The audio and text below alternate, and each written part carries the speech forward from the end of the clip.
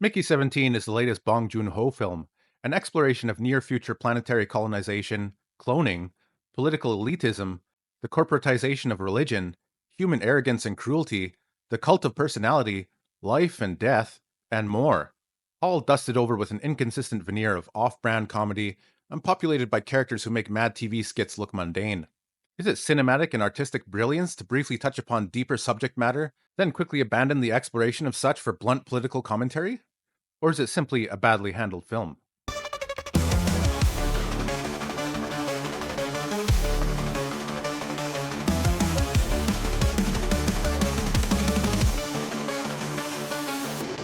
I'm sure you're used to it by now, but what's it feel like to die? Mickey 17 is set in 2050 or so and follows Mickey, who signed up as an expendable, which means he's essentially consigned to a grisly fate over and over in the name of scientific progress, on an expedition to colonize another planet.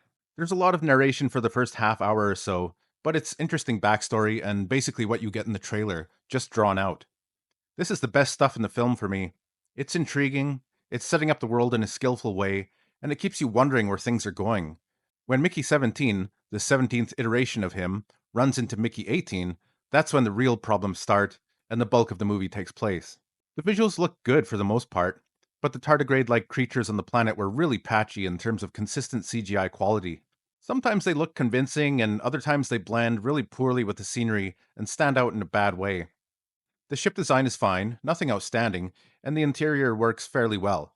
It feels lived in, though never as convincing as something like the Nostromo, though that's a high bar to reach. The planet itself is a ball of ice, so there aren't that many distinguishing features. The terrain looks realistic enough, and it's sufficient for the story being told. Just don't expect too many sweeping vistas and breathtaking landscapes. Thematically, the movie touches on a lot of different sci fi aspects, but it's a light touch. It never digs deeper to truly explore these meaty topics. Cloning, which they call human printing, is at the heart and center of the story. But issues like clones' rights, ethics, and self identity surrounding duplication of humans are given only a little thought before the movie switches focus to something else entirely. There's a lot of potential for hard sci fi questions. For example, the existence of Mickey 18 means permanent death for both, since duplicates have been outlawed due to the abuse of multiple clones by an unscrupulous scientist some years before. Not just that, now that another version exists, if Mickey 17 dies, that's it. He won't be reprinted, because Mickey 18 has already been printed out and will continue the so called lineage. The fact that they have different personalities, thanks to a clumsy tech tripping over a cord, also raises a lot of interesting subject matter to explore. Only it really isn't. The movie barely scratches the surface of these themes. And it's the same with the broader sci fi concepts, like social stratification as a result of technologies, space exploration and alien interactions, abuse of technologies and the resultant personal and social impact, death and its finality, and so on. It's all there in some form, but most of it is sidelined in favor of the parody aspect. This is a dark comedy above all, so the comedic aspect needs to land, and for me, it did not. A lot of it veers into cartoonish territory and foregoes any subtlety that movies like this really thrive on. There's a running joke about Toni Collette's character, one half of the leadership duo, and her obsession with sauces. It's dumb to begin with, but when it's extended to the human alien interaction and becomes a plot point to get our characters from one situation to another, sure, it's a statement about her character and the leadership class on the ship, and probably beyond, but it's a dumb joke, and it only gets worse the more it's pushed as the movie goes on. Then we have Mark Ruffalo's character. He's the ridiculously over the top expedition leader, who is a failed politician and has now turned to religion and left Earth because he's apparently exhausted any chances at leadership there. Mark is a failed congressman. Yeah. He just lost his election and he's trying to start a new colony on a distant planet. He acts like an all powerful ruler, kind of an extreme televangelist, while he bumbles about and is propped up by his more calculating, but just as self centered and despicable wife. He talks about creating a pure human race, looks and acts suspiciously like Donald Trump. 4 years together in this ship, and we loved you like our very own family. And is portrayed as incompetent, selfish, uncaring, cruel, basically an all round asshole in the most comedically clueless way possible, with fake teeth to accentuate the look. He had fake teeth as well, right? Yeah. Oh, Fake teeth. That's the kind of political allegory you're getting. Surface level. Bad, greedy people do bad, greedy things. When our protagonist's love interest, who hardly has any dialogue for most of the movie, suddenly steps up and lectures Ruffalo's character, shouting at him about exactly why he's an asshole and a failed politician. You think you get to decide who lives and who dies, you idiot! I mean, it's hard to get any more on the nose than that. Just leaving any political opinions out of it, this isn't very deep stuff. Mark Ruffalo and his wife are hyperbolically over the top, and for me, not funny in the slightest.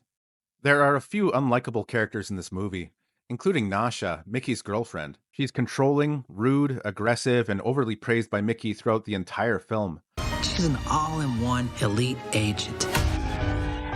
I thought she was headed in one direction until she flips and basically becomes the hero of the movie, entirely virtuous and infallible. It's a really hard shift in the character's behavior and prominence. It's noticeable, and I guess intentional, but it doesn't feel smooth. The film focuses almost entirely on Mickey 17 and his plight up until that point, and then it suddenly doesn't. There's another woman who shows sympathy and interest in Mickey. She comes across as a far more likable character, but she too feels inconsistent by the end of it. Mickey's friend from Earth, named Timo, though I kept hearing Timu, is played by Steven Yeun, maybe better known as Glenn from The Walking Dead. He's basically an untrustworthy scumbag, but at least he feels consistent throughout. I thought he was pretty good, the performance anyway. The best part of the movie for me is Robert Pattinson, especially his interactions with Mickey 18. Although his character feels like a pathetic loser for most of the film, and feels like he has very little influence over the events unfolding around him, Pattinson plays the role really well. Mickey might not have been my favorite character, but Pattinson can act. There's no doubt about that. He pretty much carries the movie. And I liked his Mickey 18 portrayal the most. The dude's a borderline psychopath. It's great. That character dynamic was the most entertaining part for me. Mickey 17 is so downtrodden, you can't help but feel for him. From the reason why he signed up to be an expendable in the first place, right down to the end of the film. He's definitely the low man on the totem pole, and pretty much everyone around him won't let him forget it. It seems like almost everyone on board the ship is an asshole. The ship was filled with mostly dickheads. Generally terrible people. And I suppose that's the point, but yeah, I really felt for the guy. Because the tone is so silly, though, by the conclusion, I didn't feel like anything was really accomplished. Because I wasn't really interested in the events, just Mickey 17 and 18. And sadly, they're ancillary for a fair amount of what happens in the plot in an overarching sense. Mickey 18 at least does a lot, by virtue of his more aggressive nature, but when Nasha, who again barely has any dialogue for the first half of the movie or more, takes the reins, it feels like Mickey is mainly facilitating someone else's ideas. The last half of the movie really lost me. It just keeps getting worse as it goes on. I wasn't left feeling like any of the questions that were raised were answered satisfactorily. Yes, cloning is obviously prone to abuse. It's the first thing you see. And by the end, cloning is bad and shouldn't be abused. For people looking for deep interpretive messages, this is about as complex as it gets. There's some redemption for Mickey, but it's hard to really feel much because he's the one who signed the contract in the first place. And he doesn't really fight his fate for most of the movie. He's a passive whipping boy who goes along for the ride, except for a swerve at the end.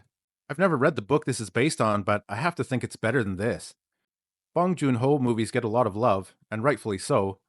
My favorites are Parasite, The Host, and Snowpiercer, but this one falls short of those.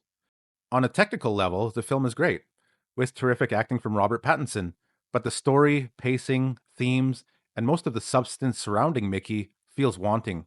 If you've seen just a few other sci-fi movies, the concepts here aren't going to feel particularly bold or revolutionary. There are obvious similarities with Moon in terms of story mechanics, or should I say the main cloning mechanic, and the repeated death aspect shares a lot with Edge of Tomorrow. But Mickey 17 is nowhere near as thoughtful, engaging, or entertaining as either. Sadly, I couldn't help but feel that this movie is like Snowpiercer, but if you turn the ruling elite into mad TV characters, and only had one passenger in the back car of the train, who isn't even trying to get to the front. Yeah, I'd give this 4 out of 10. The jokes hardly landed for me, the sci-fi aspects felt way too surface level, the political commentary was far too on the nose, the aliens were kinda cute, but could have been anything else really. They were just there to contrast with how shitty the humans are, which is a really overdone theme in this genre. If you want any of those aspects in a more serious package, watch The Abyss, or Moon, or almost any Next Generation episode, which handled the exploration of fundamental science fiction questions far better than this. A few dark comedies have come out this year already, Companion, The Monkey, and this one, that I'm aware of, Seems to be a trend in 2025. For me, Companion is the best so far by a significant margin. I have a review of it on the channel, so check it out if you're interested. This had a lot of potential. I was looking forward to it, but the focus seemed all wrong. Well, that's all I have for now. Let me know what you think in the comments below. And as always, thanks for watching.